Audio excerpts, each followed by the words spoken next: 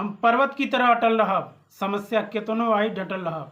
हम पर्वत की तरह अटल रहब, समस्या केतनो आई डटल रहब। काहे कि सुख और दुख के नाम तही जिंदगी बा। काहे कि सुख और दुख के नाम तही जिंदगी बा। हम एकरा से कब तक कटल रहब, हम एकरा से कब तक कटल रहब।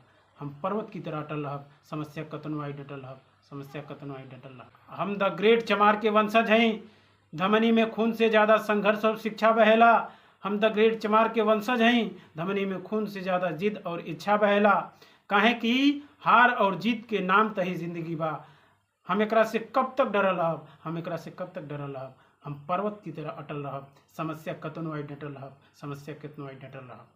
हम संविधान के समर्थक हैं, गला में श्वास से ज़्यादा स्वाभिमान और आत्मसम्मान बहेला। हम संविधान के समर्थक हैं, दिल में रक्त से ज़्यादा नियम और न्याय बहेला।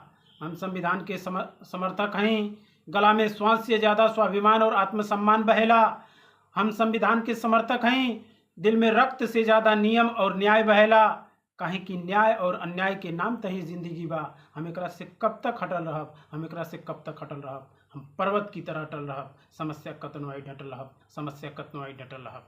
जय भीम, जय भारत दोस्तों। इसे लाइक करें, शेयर करें, कमेंट करें, फॉलो करें, सब्सक्राइब करें और बताएं कि ये आप सभी को कैसा लगा। धन्यवाद।